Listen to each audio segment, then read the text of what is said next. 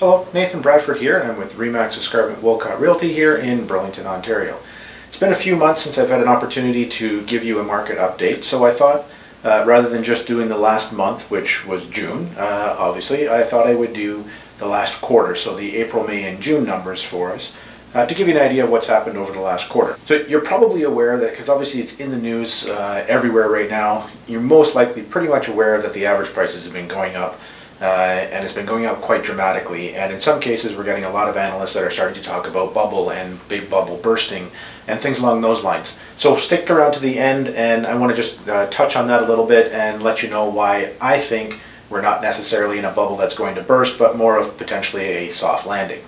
So to get to the numbers, in April of this year, the average price in Burlington was $638,000, which was an increase of 9%. In May, it went up to $650,000, which was an increase over last year of 18.9%. And in June, that price went up again to $682,000, which is an increase of 18.7% over last year. So overall for the quarter, for those 3 months, the average price was $657,000, which was an increase of 15.5% over 2015. So you look at those last 2 months, May and June, and you see 19% increases over previous year, and those are pretty dramatic numbers. Those are same numbers that we're hearing in Toronto and Vancouver, and those being the big markets that everybody's saying they're going to burst, that they've been saying are going to burst for the last 5 years, maybe more, and they continue to rise. And so we're starting to talk a little bit about potential ways to reduce these average prices. But we got to look a little bit deeper than just the average dollars and what's driving those dollars up. So if you just take a look, instead of dollars, which obviously dollars is the most important to most people, because that's, to be honest, your home is an investment and you want to see it going up. Maybe not to those numbers, because those are scary numbers and it does start to push people out of the market. But what is driving those numbers? So what is happening with the units? Number of units have continued to decrease over the previous year, which is one of the reasons what's driving sales up. So in April and May, in both months, we saw around a 20% decrease in number of new listings throughout the month. In June was actually only down about 2%. So, I mean, virtually flat. We had 430 new listings throughout the month of June, which again represented a 2% decrease in percentage over previous year. The units sold, though, have been, again, April, May, where April was down 4%, May was down 7%, but June, the actual number of sales were down 13%. So that means there wasn't as many sales happening this year as there was last year. Last year, June was a pretty good month, but it was still pretty good this year, especially when you look at the average price. But that's one of the things that is really driving the price, is that lack of inventory or lack of choice.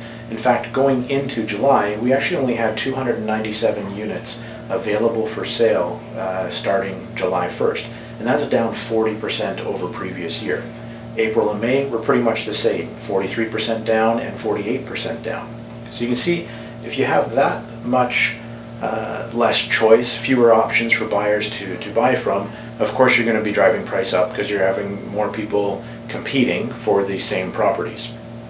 So that's one factor that's driven the prices up.